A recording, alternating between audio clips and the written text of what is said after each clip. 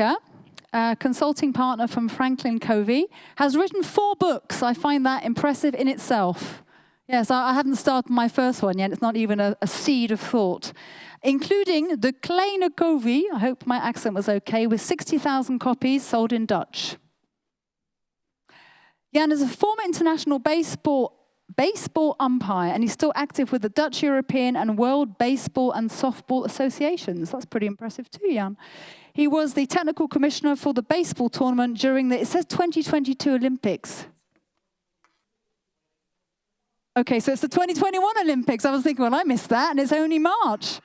Okay, his hobby, this is great, sculpting. You're going to have to tell us what you sculpt. Maybe you want to keep that to yourself. Motto, energy to the game. A very warm welcome to Jan Kuipers.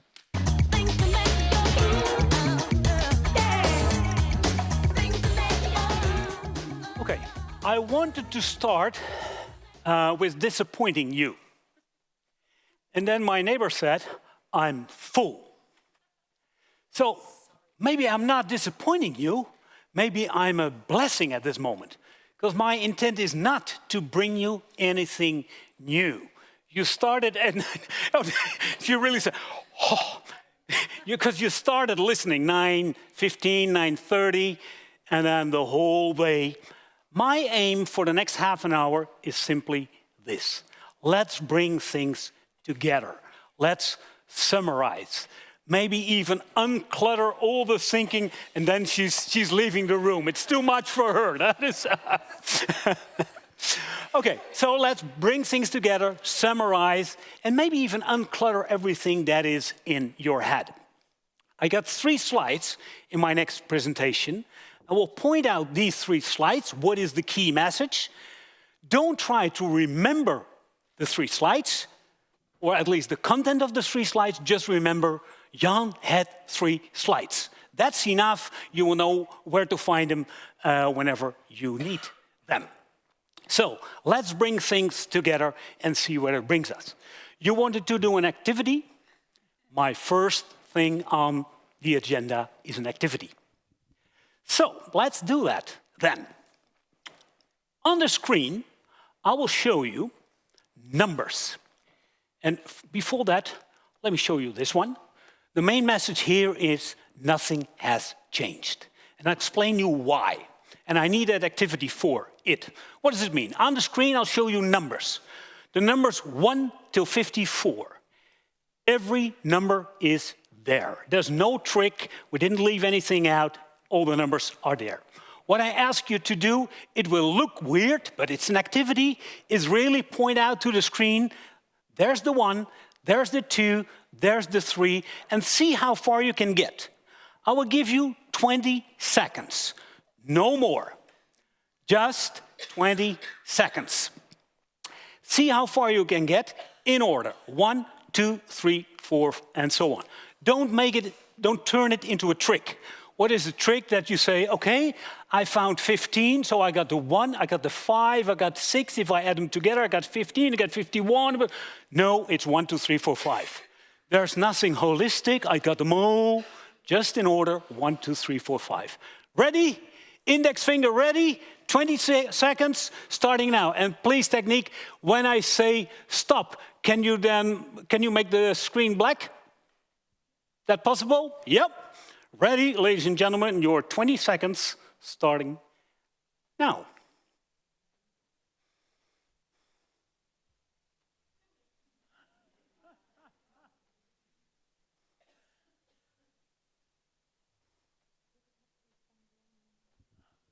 Yep. Standalone numbers.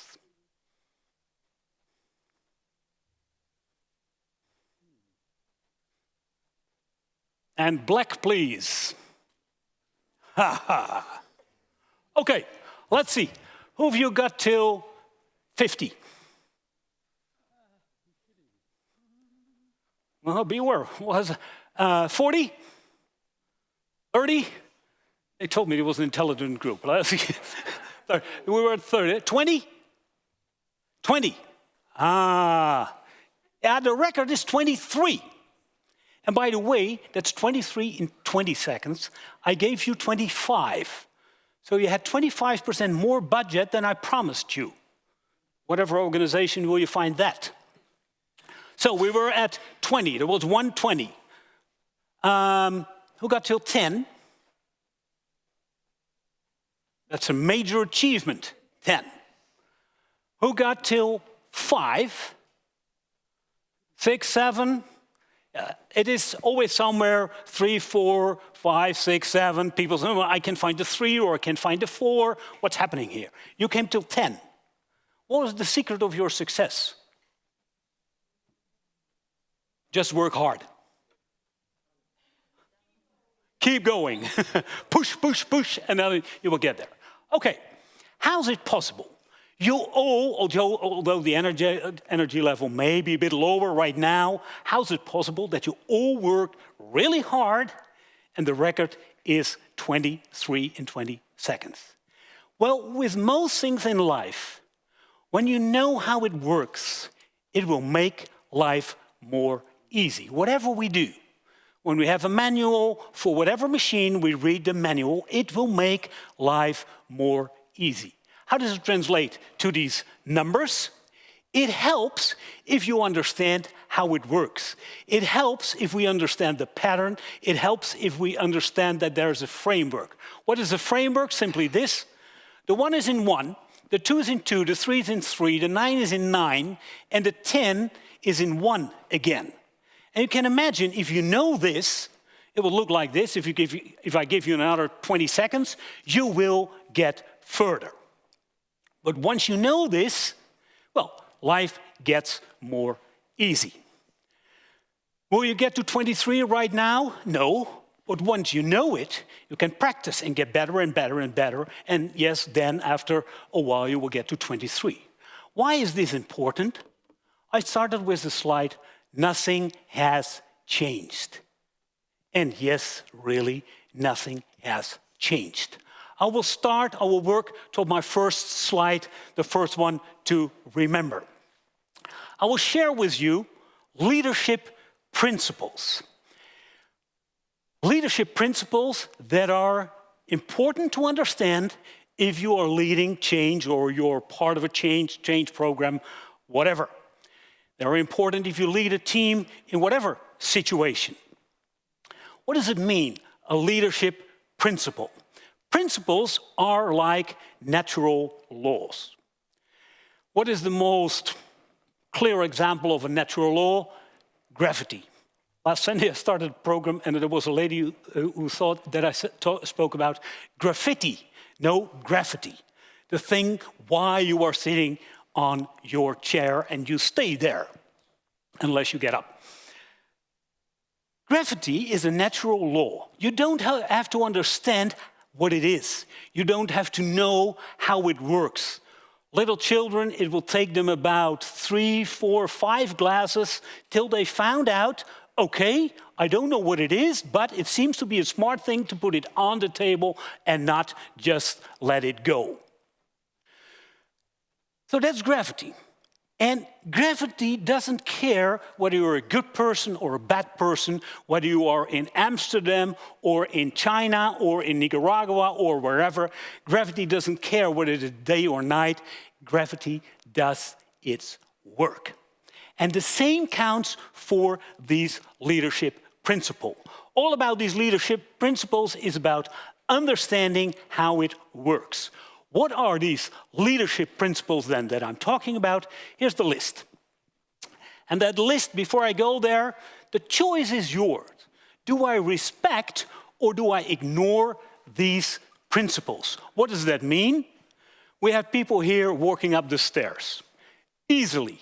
No one felt whatever. You just went up. But just imagine that after this session, before you go home, especially those who live in the Netherlands, you go to IKEA and you buy something. And when you buy something at IKEA, you know it will come in a big box. When you are at home and you have to climb the stairs, you know one thing for sure. Before you start climbing, you think, how am I going to fix this? What is it that I have to do to get up the stairs safely and the box as well? Although you don't think about gravity itself at that moment, but it is about respecting gravity because you know, maybe you even experienced, if you ignore it, it can be painful. It's the same with leadership principles. How do they look like? These are leadership principles. It's about choice. I'm not going over all of them, but just for yourself, go over the list. It's about choice, about vision, honesty, diversity, discipline. That is what we should, in whatever situation, respect. How does it look like when we ignore them? Well, that looks like this. Then, all of a sudden, the choice changes into feeling a victim of whatever is happening to you. Am I making a choice what I can do in this situation, or do I feel a victim? Vision turns into a blurred situation. As soon as we have a clear vision, whether it's in the car or when we're working with a team or whatever we do, if we have a clear vision, we dare to speed up. We know where we are. Yesterday morning, for those who were in the Netherlands, it was a misty, misty morning. And then in traffic, when the vision is blurred, we slow down, we don't know where we are. Did we had the exit already or not? We cannot speed up. Vision helps. So it helps to respect these principles. Let me explain two of them to you, because that are the ones that are most often questions asked about. Here it's about abundance and scarcity. What does that mean? You can check yourself whether you have a mentality of abundance or a mentality of scarcity. So it's not about how much there is, it's about mentality. What happens? Someone has a great idea and they ask for a budget and they get 100% of the budget. What is the reaction? What is the response of somebody with a scarcity mentality when they get 100% of the budget they ask for? Their first reaction is, should have asked more. It's all about this, getting more. What does it mean then? Abundance mentality? If someone with an abundance mentality gets 80% of what he or she asks for, their reaction will be, let's do it. Let's make the best out of it. And on the flow, we will find the other 20%. And if not, we'll make the best out of it. What's the reaction of someone with a scarcity mentality? We don't even have to start. So it's about respecting or ignoring. The choice is yours. And you can imagine, and when I go over the speakers you've seen, it has, people have been speaking about vision. Do we have a clear vision from what to what we are changing in our program? It's about focus. Where's our time and energy going? Where's our attention going? Is it focused on what needs to be done, or is it threaded? Is it all over the place? What are we doing? It's about courage, or what are the changes we are making? What are the choices we are making? The interesting thing when we talk about courage and leadership, you know one thing for sure. Whenever you're in doubt, what should I do, A or B? The simple thing in leadership is the courageous decision is always the better decision. Always. The only point is, it takes courage to do it. Now, why is this important? This is slide number 1 to remember. Whenever you're in a team, in a project team, and something is not going well, you know one thing for sure, take this list and see where did we make our mistake. What is it that we ignored that we should have respected more? And it's like gravity. You can ignore gravity, but gravity will never, ever ignore you. And the same with these things. So whatever change you are running in your organization, these principles have to be respected. That's slide number 1. Questions on this one? Anything that has to be... Yeah. Yeah. I ask once again for the online viewers, what is the opposite of the empathy? Can you elaborate on this? Yeah, I will. Great question. Empathy is about, am I really listening with the intent to understand what you're saying? Very often we're listening not to understand, but we're listening to respond. I have an opinion for you. I have an advice for you. That's the autobiographical response. And it helps, we go over change and what's taking place there, but it helps if I'm able to really listen to people without having an opinion, without having an advice, without doing anything with it. Only listen to really understand what you are telling me. Does it help?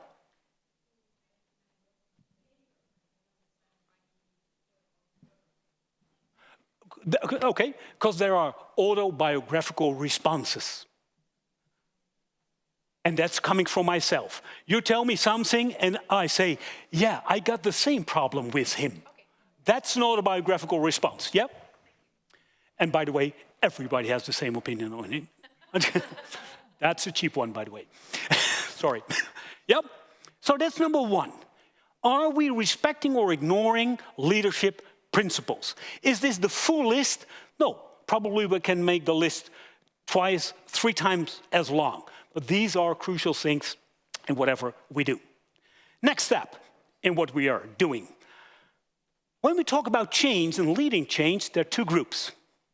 There are the individuals that are going through the change, and there are people that lead the change. Let's start with the people and what they are doing themselves.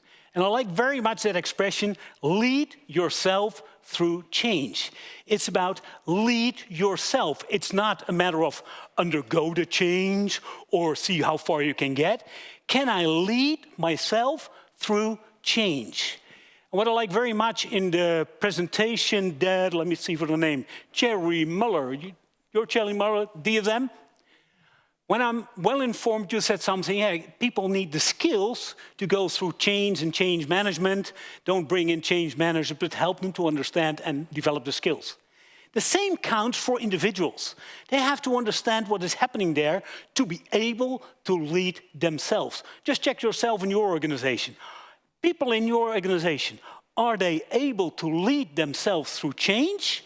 Or are they depending on whatever is taking place there? What does it mean leading myself through change? For that, it was in the agenda as well, there's still always the famous change curve. 4 zones. There's the zone of status quo, the situation where, if that exists, nothing happens. We're just on a flow and do whatever we need to do. Then there's the moment where change is announced. Then we go into the zone of disruption. We work through that. There's the point of decision where I say, okay, I accept it. I'll go with the flow and go step into the change. Then we can go up, zone of adoption, and hopefully we will end up in the zone of innovation. This is as old as whatever.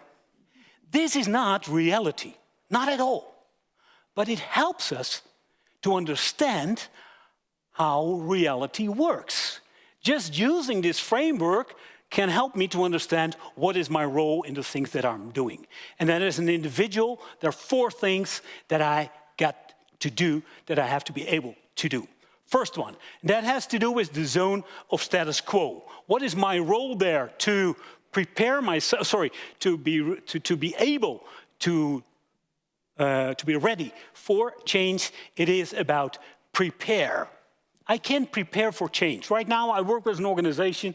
They're in the process of a merger. And what does that mean? For the next 10 months in that organization, nothing will happen. Yeah, at the level of the board, they have a lot of conversations, but for the rest of the organization, 1,600 people, nothing will change. What can they do? They know change will come. They can prepare. Well, what does it mean in this situation? People know when the merger is there will be interviews. Who is going to get which position? I can prepare myself for an interview. There will be assessments. I can prepare myself for an assessment. I can update my bio. I can do a lot of things to be prepared. Then the next step, yes, it's really taking place, the change. Now, then we move into the zone of disruption. That's where we're maybe a bit confused. What's happening here? What's taking place? What is it that I have to do? Look for clarification. I can wait. I wonder when they will tell me what is going to take place. Well, what is my role? When will I take the lead? For example, in a lot of organizations, it helps when we talk about clarification, when people just start reading the information they receive by email or newsletters or whatever. Look for clarification. Can I find out the why and the what of the change that's taking place? Because I need the why and the what simply to get through that point of decision. Clarification, clarify, don't delay, because very often it's something of people say, yeah, that will come, it will come, it will come. No, take action. And maybe some of you are familiar with Stephen Covey's circle of concern, circle of influence. That's a very important point here. Am I waiting, circle of concern, for the things that come to me that concern me? Or do I take action for my circle of influence? What can I do to get the information that I need? Or have a conversation with my manager, or have a conversation with colleagues, or whatever I do, can I get what I need? Look for clarification and don't stay away from that. And the more people focus on their circle of influence, the more easy it is for them to lead themselves through the change that they are going through. Why is it necessary? We're working towards that point of decision. That's the magical point where people say, okay, maybe I still don't agree, but I accept, I step in, and let's make the best out of it. That's the point where I individually get into the zone of adoption. You said 5? All right, I'll speed up. Persist, don't give up. That's the next step. Why is that? Because it's not a straight line. It's a messy thing. We really have to take action. It helps if people understand that there are 3 things to understand. There are hurdles, there are obstacles, and one of them is hurdles. Hurdles are things I can jump over myself. I can make time with my colleagues to create one-on-ones what's going on. There's quicksand. Quicksand are things that I need help from my colleagues to get out of that. For example, learning new skills, I need help from others to get there. And there are brick walls. Brick walls are real obstacles where I need help from leadership to get through it. Very often, when people don't feel that they can take the lead, any obstacle feels like a brick wall. Thinking about what is really taking place, is it the hurdle, is it the quicksand, or are it brick walls? Just to get to persist, don't give up. Working with the hurdles, and then we go to the last one. That's explore, don't settle. Explore means if we really want to get through that zone of innovation, really want to get the maximum out of the change, then we shouldn't settle at a certain moment. We should keep on looking for new opportunities. Question to the technician. Can you show me it's not the last slide, but the één na laatste. No idea what it is in English, but he speaks Dutch. You said? Second to last. This is the list for leaders. It's the same process. What is it that leaders need to do? And then I'll finish. For leaders, if they want their team to help going through these different zones and going through the change, number 1 is envision, don't just convey. What does it mean? Envision is really about seeing. Am I able to explain from what to what are we changing? I've seen leaders, when they spoke about the change that should take place in their organization, all they did was use the slide from the executive team and tell exactly the same story. That's not envisioning, that's conveying. Envisioning means, can I help people understand what the change means for us, for our team?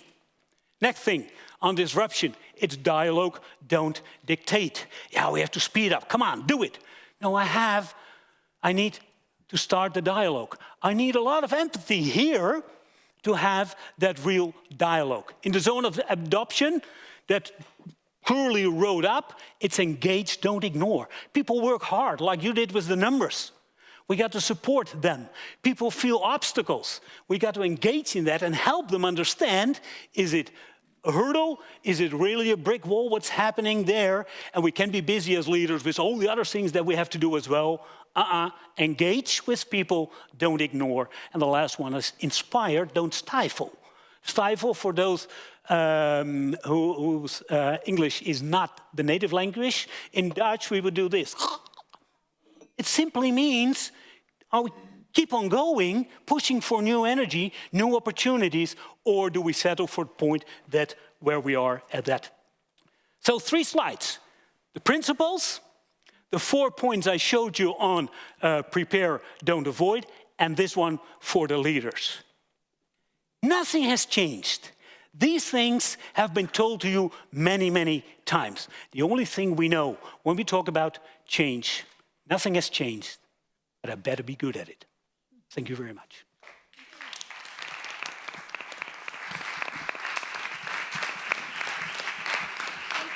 Thank you, Jan, for a great presentation. Don't run away yet in case we have any questions. Come back here, come back here. Any questions for Jan? In the audience first, we'll stay to you. The online audience is always 10 seconds behind us, which we took a day to work out. Kirsten. There's your link. Who's the winner? You win.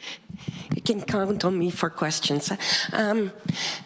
I really like your narrative that people can take change into their own hands by having this change mindset and preparing for change.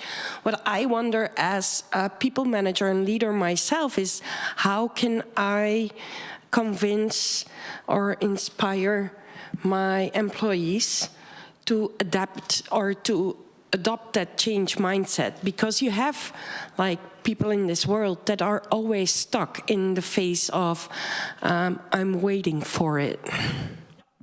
Outer circle. Yeah, that outer circle, yeah, that circle of concern. The challenge is this. If we start working with people on these skills just before the change is announced, there's a big chance that they will say, they need me now. Do we take time? Do we invest time, money, attention, whatever, in developing personal leadership with our people before the change is taking place? And of course, that's a weird sentence, because change is taking place all the time. We can talk about a lot. But is it just for the change that we invest in them and getting them ready? Or is it our intent to develop personal leadership with people? And those who have it, we can help them to lead themselves through change more easy. Does that help? Yeah. It wasn't my intent to have a commercial, but other questions? Can you wait for the microphone? Thanks. Look at that sporty background, straight up and down those steps. Wonderful, isn't it, Victoria? Keep going, Jan. It's great. Get us all energized. Is it still on? Can you hear me? Yeah. Okay, yeah. So the first thing I want to say is what a very, very awesome session that you did. So it was very engaging. Thank you. Lots of energy. You clearly love your topic. You clearly need another half an hour. So my question is, you talk about, I love the last slide, the very last slide. I think that was that spoke to my heart and the way I see things. So yeah, envision, don't just convey, and engage. In your mind, what's the best way for a leader to actually go from, I'm going to convey some information to you and hope you see it the same way I do, to actually capture in the hearts and minds? The interesting thing is that leader is going through exactly that same curve as his or her team. Exactly the same step. So they have to look for the clarification. Why are we doing this? What is it that we're going to do? How will it translate to my team? The leader has to do his or her homework. But there's one other interesting thing. We know one thing for sure. Whatever change is taking place, there will always leaders stand up. That are leaders that will help us to work through that change. You can see it in Ukraine now.